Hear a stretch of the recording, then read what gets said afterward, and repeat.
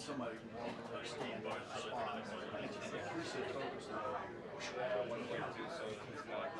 Oh, yeah, well, that's pretty problematic. 2-minute run, that was a 2-minute run.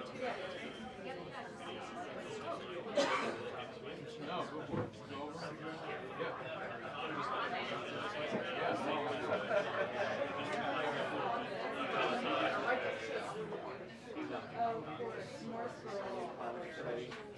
Yeah.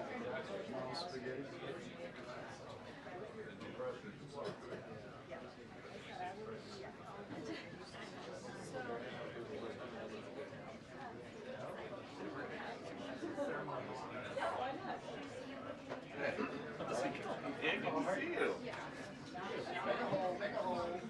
Welcome. Welcome back. Yeah, welcome back. It took me 7 years to get a seat.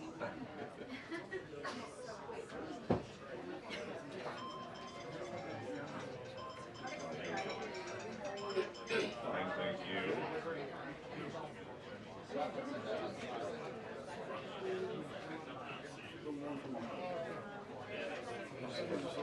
At 9,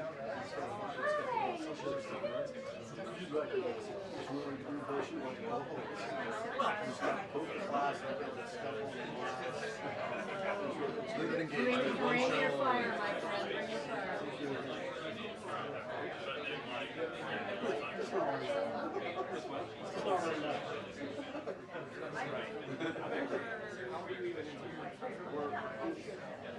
I don't know. Don't say anything too much. I think this is.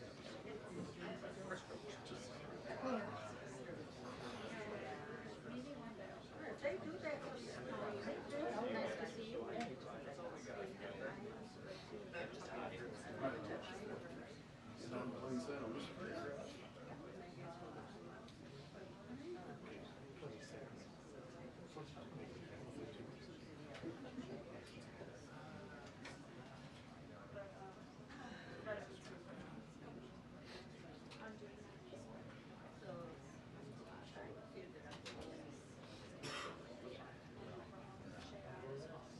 can see the edge of the door when it starts to open. Phil will hear those say something.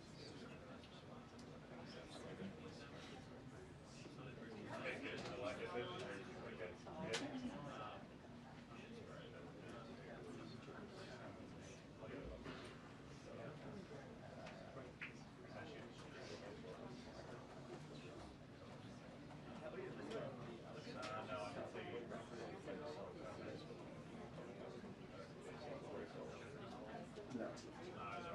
No.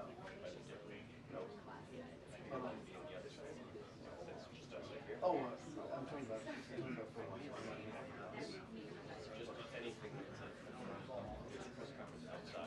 I don't know. You can get one.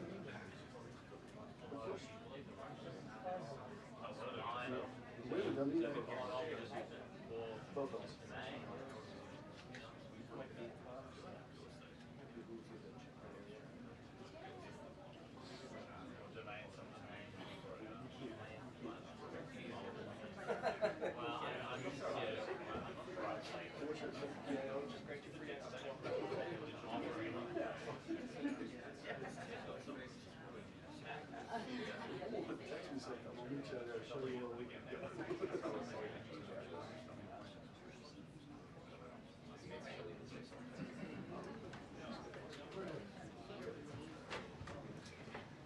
Good afternoon, everybody.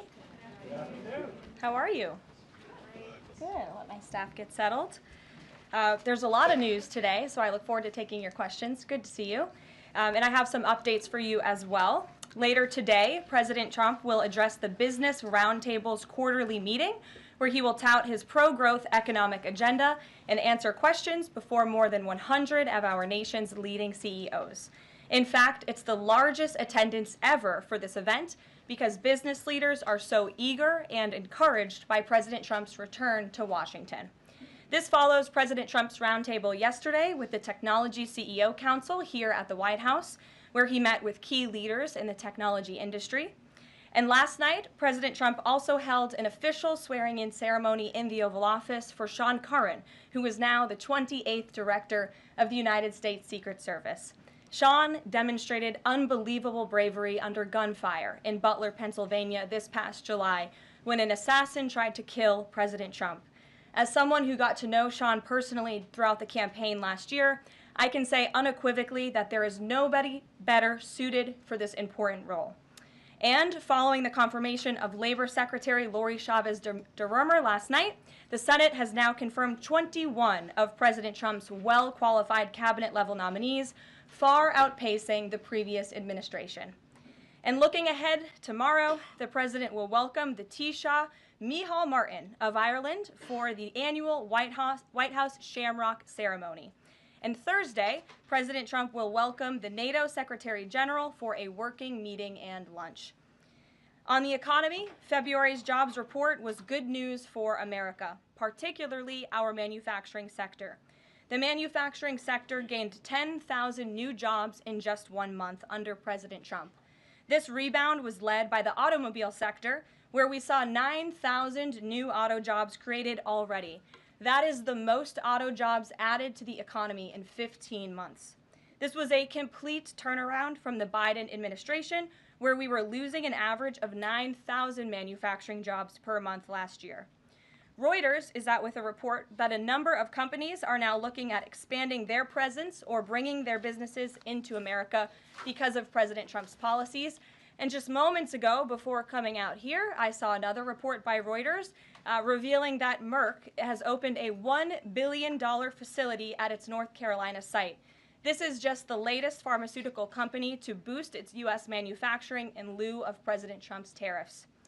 This announcement follows Eli Lilly's plans to invest at least $27 billion to build 4 new manufacturing plants here in the United States. And Pfizer has also said it's considering moving their manufacturing overseas right here to the United States of America. As the president has said over and over again, when we purchase products made in the USA, the profits stay here, the revenue stays here, and most importantly, the jobs stay here. And despite the globalist mainstream media's attempts to worry consumers, President Trump will not repeat the trend of past American presidents who broke their promises to the American public and smiled while they stuck a knife in the back of American workers and shipped their jobs overseas. Our country has lost more than 5 million jobs in more than 90,000 factories due to devastating globalization over the last 3 decades alone. North Carolina lost 300,000 manufacturing jobs, including 60% of its furniture manufacturing jobs in the years following NAFTA. And in Michigan, globalist policies destroyed 250,000 jobs, including 40% of the auto industry, which again we know is clawing back because of President Trump's action already. These are harrowing statistics that represent countless towns and families who have been completely destroyed. But the America Last globalist era is ending under President Trump. He will no longer allow our country and our workers, our hard-working American families, to be ripped off. On another very important issue for the president, he continues to work hard to secure the border. If you missed it yesterday, CBP launched an enhanced home mobile app with a new feature, the Intent to Depart, which offers unlawfully present aliens or those aliens whose parole has been revoked an orderly and defined process to notify the U.S. government of their intent to depart the country. The CBP Home app strengthens our mission to secure the border and provides illegal aliens with a straightforward way to leave now before facing much harsher consequences later. A new report from Bloomberg just found that the number of aliens trying to reach our country by traveling through the jungle to Central America dropped a whopping 99% last month. And this follows the incredible news that illegal border crossings plummeted last month as well, down 94% at our southern border from last February under the Biden administration. As President Trump made clear during his historic address to Congress, we must finish this job and continue to carry out the largest deportation campaign in American history. And that is why the president fully endorses the continuing resolution that is before Congress and was negotiated by Speaker Johnson. He is encouraging all Republicans to vote yes on this clean CR, which freezes funding at current levels and will prevent the Democrats from getting their long-awaited government shutdown. Voting against this CR will hurt the American people and kill the incredible momentum that President Trump has built over the past 51 days. And lastly, before I take questions, I would like to commend the Washington Post, who I believe is in the room today. According to a new report from Axios, the Washington Post is overhauling their newsroom structure. It appears that the mainstream media, including the Post, is finally learning that having disdain for more than half of the country who supports this president does not help you sell newspapers. It's not a very good business model. And that's why we have people in our new media seat. And today we have Sargar Anetti, who is the host of Breaking Points, a popular political YouTube news and podcast show that has racked up nearly 1 billion views on YouTube, several hundred million podcast downloads since its launch in June 2021. He's also a former member of the White House Correspondents Association, but is now a part of the thriving independent media. We're very happy to have you with us here today. Why don't you kick off our briefing? Thank you. Really appreciate you having me, Caroline. A couple of questions for you, if I may. First on the stock market. So currently it's the 25th anniversary today of the dot-com bubble crash. There's a lot of concern for a lot of Americans right now about the state of the economy. President Trump has refused to rule out a recession. Secretary Lutnick, however, has told us there will not be one. So can the White House just tell and assure Americans today that there's not going to be a recession? Well, there's a lot to unpack there. So let me start by saying that, first of all, when it comes to the stock market, the numbers that we see today, the numbers we saw yesterday, the numbers we'll see tomorrow are a snapshot of a moment in time. And as President Trump has said, and I'm here to echo the remarks of this president of this White House, we are in a period of economic transition. We are in a period of transition from the mess that was created under Joe Biden in the previous administration. Joe Biden left this country in an economic disaster. Several statistics to point out. The delinquency rate on credit card loans increased 63% under Joe Biden, hitting a near 12-year high. Under Joe Biden, all net job growth went to foreign-born Americans. Real wages declined by 1.5% under Joe Biden. And as we all know, and this administration continues to combat, prices soared more than 20% under Joe Biden because of his reckless spending and economic policies. So we are in a period of transition from that economic nightmare under a president who had no idea what he was doing, never held a private sector job in his life, into a golden age of American manufacturing under a businessman and a deal maker in chief in President Donald J. Trump, who is implementing the formula that we know works. Look at President Trump's results in his first term. If people are looking for certainty, they should look at the record of this president. That's why the American people re-elected him back to this office. And look at everything that President Trump has already done and his team has already done in just 51 days. The massive efforts to deregulate, tax cuts, which we need Congress to pass the Trump economic agenda, the Trump tax cuts, which will unleash economic growth. And the president also addressed this directly, I will point out as well, when you look at what he said on Air Force One. And he said he wants the American people to have so much money in their pockets they don't even know what to do with it. That's the intent of this administration, and we're working very hard every day on that goal. Second question on the CR. So President Trump came out today in a primary challenge against Congressman Thomas Massie. Congressman Massie's been a supporter of DOGE. He's been a supporter of Make America Healthy Again. What kind of message is this White House sending against a congressman who's sticking up for principles that he's long held in the chamber and voting against continuing resolution and spending? I think the president has made it very clear that he believes it's critical for conservatives and Republicans and frankly all members of Congress to get behind this continuing resolution to keep the government funded. The president wants to continue the momentum that he has built over the last 51 days. In order to keep the government funded, we got to keep moving with these deportations, and he believes that everybody needs to get on board with this bill. He's been active in this process. He's been making calls to get this over the finish line, and we're urging every Republican and Democrats too to do what's right for the American public to prevent a government shutdown. Just the last question here on Mahmoud Khalil. Does the administration believe that it needs to charge a green card holder with a crime to be eligible for deportation? Well, in fact, Secretary Rubio reserves the right to revoke the visa of Mahmoud Khalil, and I'm glad you brought this up. Under the Immigration and Nationality Act, the Secretary of State has the right to revoke a green card or a visa for individuals who serve or are adversarial to the foreign policy and national security interests of the United States of America. And Mahmoud Khalil was an individual who was given the privilege of coming to this country to study at one of our nation's finest universities and colleges. And he took advantage of that opportunity, of that privilege, by siding with terrorists, Hamas terrorists who have killed innocent men, women, and children.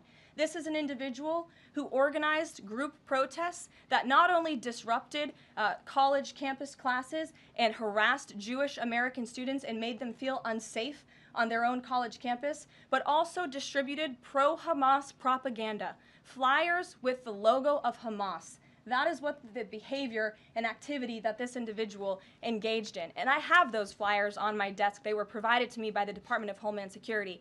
I thought about bringing them into this briefing room to share with all of you, but I didn't think it was worth the dignity of this room to bring that pro-Hamas propaganda. But that's what this individual distributed on the campus of Columbia University. And this administration is not going to tolerate individuals having the privilege of studying in our country and then siding with pro-terrorist organizations that have killed Americans. We have a zero-tolerance policy for siding with terrorists, period. Peter Ducey. Thank you, Caroline. So you said that the Dow dropping and dropping and dropping is a period of transition. You're sure nobody here at the White House shorted the Dow? No, I don't think so. Okay. But is there any concern here that it's going to be harder to ask certain federal workers to retire if they look at their retirement accounts and they're getting robbed every day? Well, I'm glad you brought up workers, because that's exactly who President Trump is looking out for with his America First trade policy and his America First economic agenda. And if you look at, there's great indication to be optimistic about where the economy stands. And the American people, investors, CEOs, small business owners, but most importantly workers, should bet on President Trump, because his tariff policies, what he envisions is reciprocity, fair trade practices where American workers are put first and are no longer ripped off by foreign countries all over this world. President Trump says he's going to buy a Tesla today. Did he buy it? And when is the last time he drove a car? That's a very good question. I have heard the president remark that he misses being able to drive, that luxury of driving his own vehicle, although the beast is nice. But he is going to be viewing a Tesla that is making its way to the White House complex now, I can confirm. Perhaps the press pool today will have an opportunity to witness this very exciting moment later this afternoon. But a Tesla is on its way here now, and we'll see if the president likes it when he checks it out. So they're bringing him a Tesla to look at, and if he likes it, he's just going to buy it. You know, he's intent on, he's definitely going to buy one, but he'll take a look at it when it gets here later this Full afternoon. retail? Yes, full market price. Kelly. Can we talk about Canada? What is the status of President Trump having a conversation with Mark Carney? We have seen the president use the term governor to refer to Justin Trudeau. Will that moniker also go to Mr. Carney going forward? And is the decision to increase the tariffs, is that based on a specific economic metric that he looked at? Is it impulse? How would you describe his reaction to candidates? The president has not yet spoken to Mr. Carney, not since I checked, which was just moments ago. But certainly his phone is always open to leaders who wish to speak with him. As for the tariffs, the president made his position on this quite clear with the statement that he put out. And it was a retaliatory statement due to the escalation of rhetoric that we've seen out of Ontario, Canada. The president saw the premier, Doug Ford, make an egregious and insulting comment threatening to shut down electricity for the American people, for hardworking American families. He made that threat. The president saw that and has an obligation and a responsibility to respond accordingly and represent the interests of the American people. So he has made the decision to add a 25% tariff. So now steel and aluminum tariffs will come into effect tomorrow at the rate of 50%. And our steel and aluminum industries have actually applauded these tariffs because, again, they know it's going to grow their industry here. It's going to allow them to export more steel that is made right here in the United States with American workers. Egregious and insulting are your words here, but that's what many Canadian leaders have said about the actions President Trump has taken toward Canada. And what do you think the timeline is for speaking to Mr. Carney? Because normally a sitting president speaks to a close ally very quickly when there's new leadership. Well, the president is, again, responding to the fact that Canada has been ripping off the United States of America and hardworking Americans for decades. If you look at the rates of tariffs across the board that Canadians have been imposing on the American people and our workers here, it is egregious. In fact, I have a handy-dandy chart here that shows not just Canada, but the rate of tariffs across the board. If you look at Canada, since you brought it up, American cheese and butter, nearly 300% tariff. You look at India, 150% tariff on American alcohol. You think that's helping Kentucky bourbon be exported into India? I don't think so.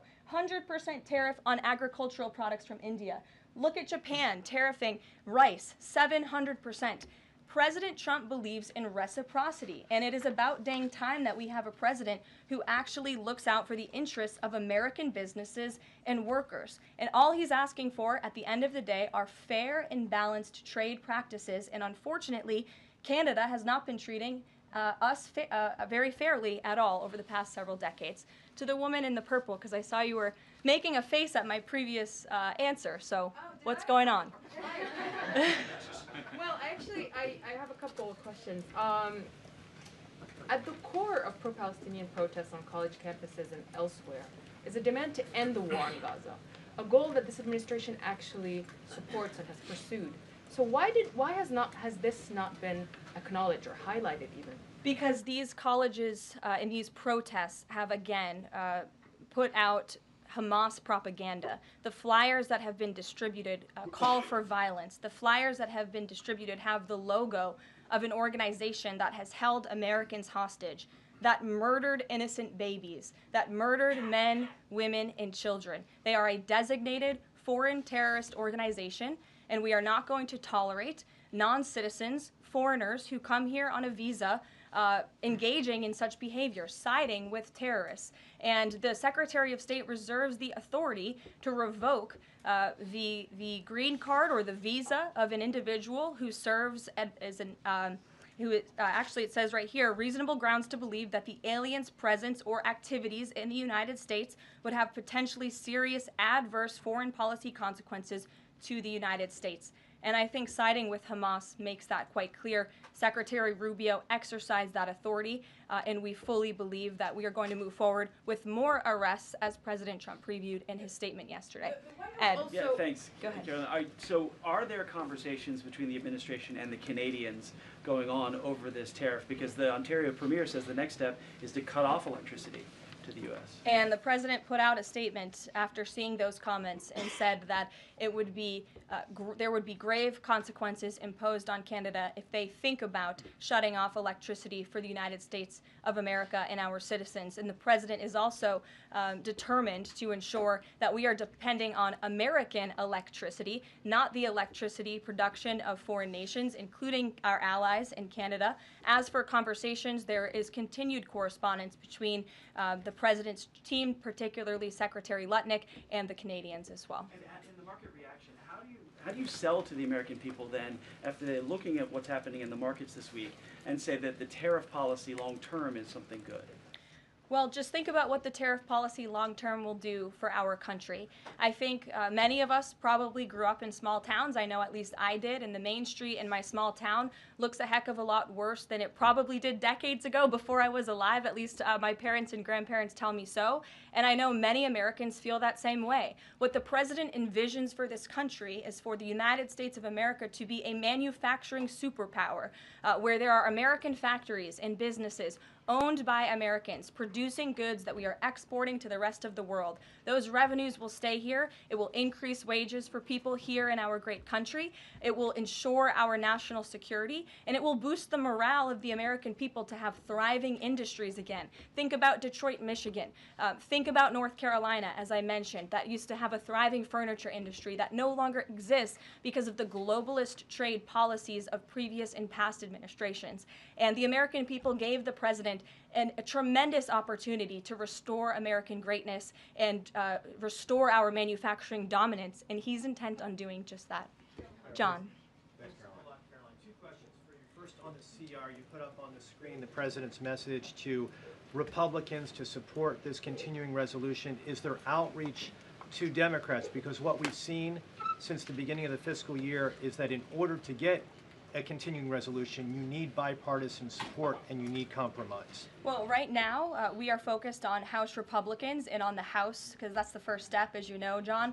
And so the president has engaged in correspondence with House Republicans, whipping votes and getting them to a yes, which I understand has been pretty successful this morning thus far. And so, again, the president is encouraging Republicans especially, but again, as I said, all members of Congress to vote to continue funding this government so we can continue the business of the American people, which elected President Trump to do. And then on financial markets, we've seen this decline yesterday, we see it today as well. It seems that the read on the president's policies is one in which they do not have confidence in his trade tariffs policy. They do not have confidence in what the president said to Fox News over the weekend, that he didn't rule out the idea of a recession. What is your read in terms of the decline that we've seen over the last week and a half in financial markets? Well, I think there's actually a lot of reason to be confident, and many people do feel confident. Just look at the nearly $2 trillion in private investment that this president has secured. Look at the comments made by the CEO of Apple, one of the biggest companies in this world, who said that he is bullish on the future of American innovation under the leadership of President Trump. Look at CEO confidence. According to the Conference Board measure of CEO confidence, in Q1 2025, under the leadership of this president, it jumped to its highest level in 3 years, from cautious optimism to confident optimism. If you, again, look at the $2 trillion in investments from some of the biggest companies in the world, look at the jobs report last Friday, as I also cited in my opening remarks. Fox Business reported that Trump sees a manufacturing boom in first full jobs report of his second term. Look at the auto jobs that have already poured back into America. We added 9,000 new auto jobs. Those are sticky jobs. Those are good paying jobs. That's 9,000 American families who will now be able to live the American dream because of the policies of this administration. You also look at small business optimism. The NFIB put out a report this morning.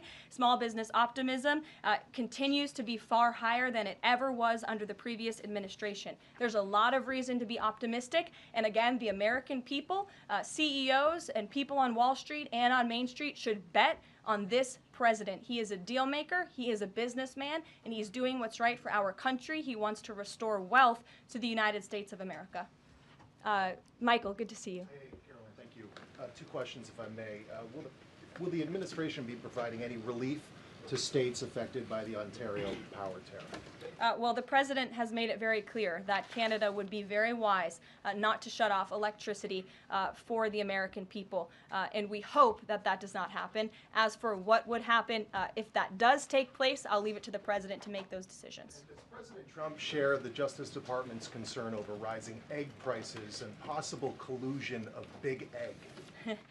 Well, we definitely do share the concerns of the American people when it comes to the price of eggs. However, good news, the average cost of a dozen eggs is actually down since Secretary Rollins and President Trump announced their plan. It's down $1.85. So that's good news on the cost of eggs. And as we know, under the Biden administration, egg prices went up 22%. This is another example of an economic mess that President Trump inherited, and the Secretary of Agriculture and the President are focused on fixing it. Secretary Rollins put out a 4-point plan rather, to address this crisis, and she has been honest and realistic with the American people, as this administration always is. It will take about 3 to 6 months to get the egg supply back to where it should be, but she's focused, and this administration is focused on doing that every day.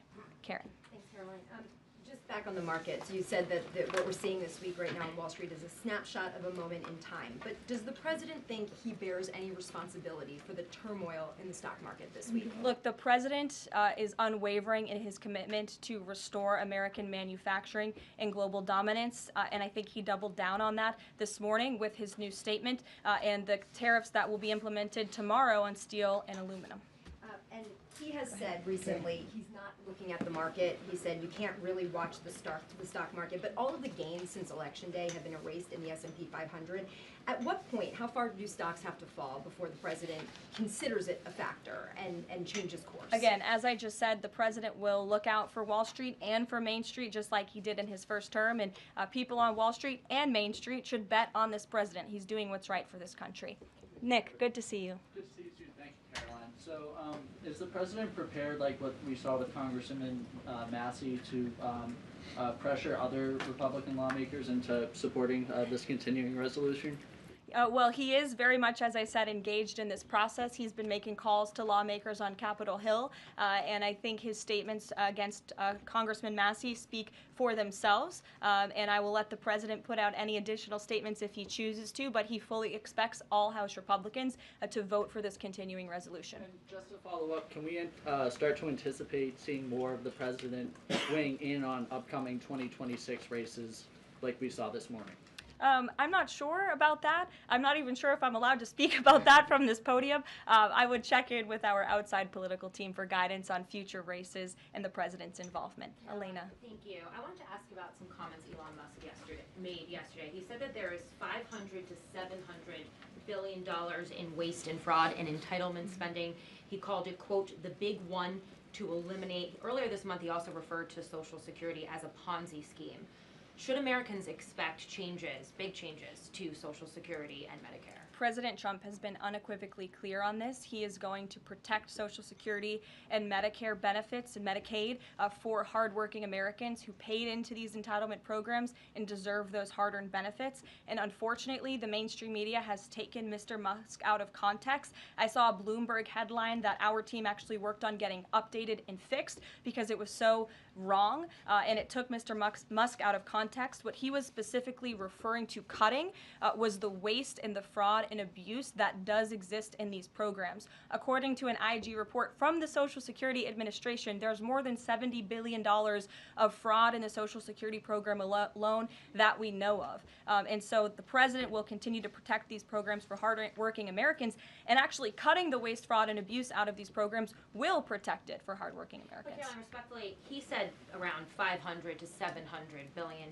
There was no evidence to claim that, and also if that is the case, that would represent more than a third of what Social Security paid out last year, maybe 20% of Social Security and Medicare. Again, combined. if you read his full quote, he said, we think, so it's an estimate based on what he's seen. He's not saying definitively, he's saying that's what DOJ suspects and thinks. And that's exactly why DOJ was created, to ensure that we are investigating the fraudulent spending, the wasteful abuse across our federal government. And I would remind everybody in this room that 77% of the American people support this effort by Elon Musk and DOJ to identify such waste, fraud, and abuse. Caroline. Go ahead. Thanks, Caroline. You're welcome. If we could just step back for a second. When President Trump last addressed the BRT when he was on the campaign trail, his big push was on tax cuts. He's going there today as he's proposing tax hikes in the form of tariffs. And I'm curious for why he's prioritizing that over the tax cuts. He's actually not implementing tax hikes. Tariffs are a tax hike on foreign countries that, again, have been ripping us off. Tariffs are a tax cut for the American people, and the president is a staunch advocate of tax cuts. As you know, he campaigned on no taxes on tips, no taxes on overtime, no taxes on Social Security benefits. He is committed to all three of those things, and he expects Congress to pass them later this year. I'm sorry, have you ever paid a tariff? Because I have. That's They don't get charged on foreign companies, they get charged on the importers. And ultimately, when we have fair and balanced trade, which the American people have not seen in decades, as I said at the beginning, revenues will stay here, wages will go up, and our country will be made wealthy again. And I think it's insulting that you are trying to test my knowledge of economics and the decisions that this president has made. I'm now regret giving a question to the Associated Press. Mary, go ahead. Hey, Caroline, I have two if that's okay. The first one was on Russia, Ukraine. I know Special Envoy Witkoff said yesterday that Zelensky apologized in his letter to Trump. Can you share any more about that letter and what else might be interesting from it that we don't know? Yes, the president did reference that letter, as you're saying, in his joint address to Congress. And I do have an update. As you know, Secretary of State Rubio and our National Security Advisor Mike Waltz have been negotiating with the Ukrainians today in Saudi. They will be providing a full readout of that meeting very soon. But I can assure you and everybody here and the American people that the news we've received from that meeting throughout the day and the president has been briefed on is positive. This meeting has been productive. I will let Secretary of State Rubio and our National Security Advisor speak to the specifics of what has taken place today when they are ready to do so when the meeting concludes. Lindsay, go ahead.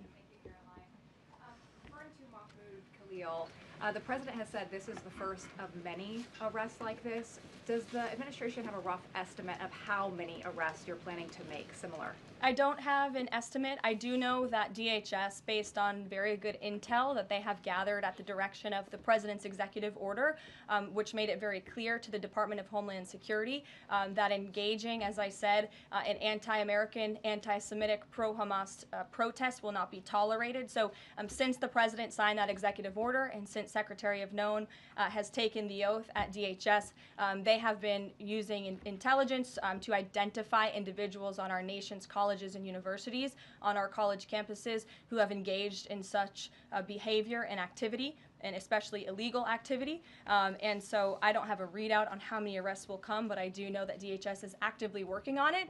And I also know that Columbia University has been given the names of other individuals who have engaged in pro-Hamas activity, and they are refusing to help DHS identify those individuals on campus. And as the president said very strongly in his statement yesterday, he is not going to tolerate that, and we expect all America's colleges and universities to comply with this administration's policy.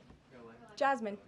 Thank you so much, Caroline, for the question. On Canada, after all of these threats to increase tariffs or turn off electricity, I wonder, does this administration still consider Canada to be a close ally of the United States?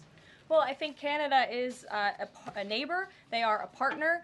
They have always been an ally. Perhaps they are becoming a competitor now. But as the president also laid out in his Truth Social post today, he believes that Canadians would benefit greatly from becoming the 51st state of the United States of America. And I actually looked into some of the research about the cost of living in Canada, and the cost of living is much higher than it is here in the United States of America. The average cost of a home in Canada is much higher.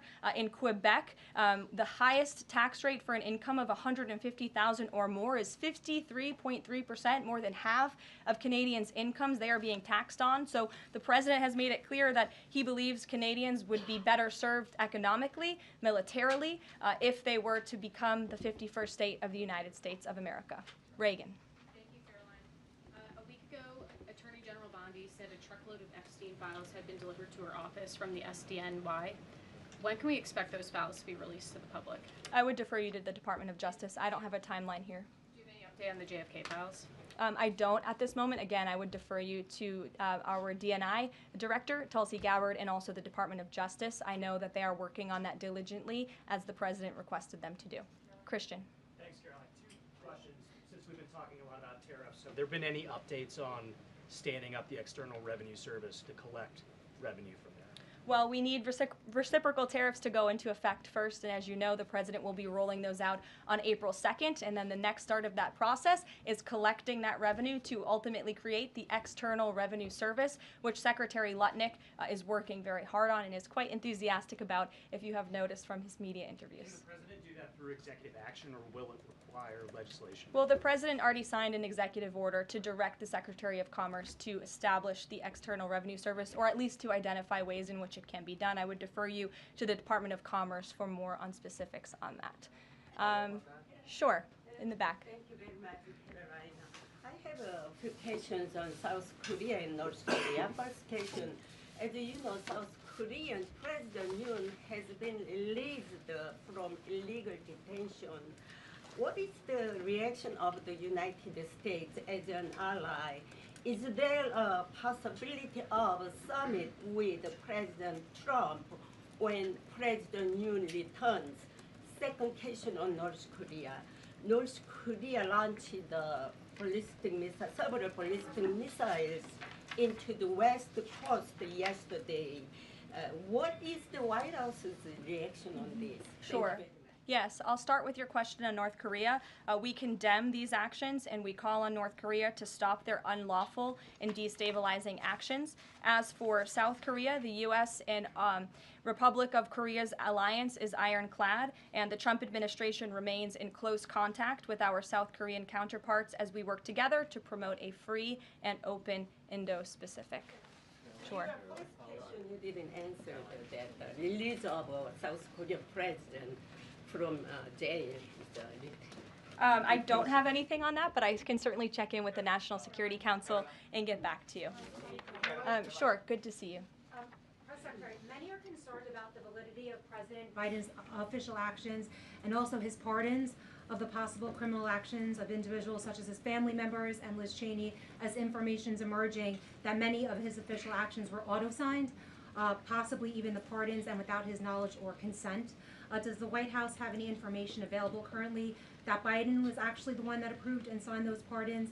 And second question, will the DOJ investigate whether President Biden's cognitive decline allowed unelected staff to push through radical policy and pardons without his knowing approval? I don't know the answer to that question, but I can check in with our folks here who may know the answer to that question and get back to you. Dasha, go ahead. You did a great job articulating the vision that President Trump has for what he believes his tariffs can do in terms of bringing jobs back to the United States. I asked you last week about how much Americans might need to buckle up for some short-term pain, a conversation that with the President and Treasury Secretary Scott Bessent have had with the people. I'm wondering, how high is the pain threshold for President Trump and for this White House as you watch some of the turbulence in the stock markets, as you field concerns from businesses and potentially see some of those approval ratings drop in the short term? How much is he willing to stomach that, and will he stay committed to his vision for tariffs even as all of this comes up? Well, the president has been working hard every single day to alleviate the pain that was inflicted by the previous administration through massive deregulation, through drill baby drill, as we like to call it, unleashing the might of our energy industry, which we know will ultimately drive down costs for consumers here at home. And again, as I mentioned, the president is intent on signing tax cuts for the American people to put more money back into their pockets, which will ultimately unlock consumer confidence. And again, I'll reiterate the president's words in layman's terms as he does best. The president wants the American people to have so much more money in their pockets, they don't know what to do with it. That's the goal of this administration through tariffs, through tax cuts, through deregulation, and through unleashing the potential of our energy industry. I have two more quick notes before I wrap up. April 28th, I can confirm that the Philadelphia Eagles will be here at the White House to celebrate their Super Bowl victory. I know there was a lot of fake news about an invitation that wasn't sent or was sent. We want to correct the record. We sent an invitation. They enthusiastically accepted, and you will see them here on April 28th. And lastly, on a sad note, I would like to express our condolences to Fox News and to the entire Fox family who did lose a cameraman, Craig Savage, who passed away at 61 years old recently. A very tragic death, an individual who was a great man and covered this building for many, many years. So the entire press office, the communications office here wants to express our condolences with his family and also with Fox News. And I'll see you guys later. Perhaps you'll see the president in a Tesla later this afternoon. Have a good one. Thanks.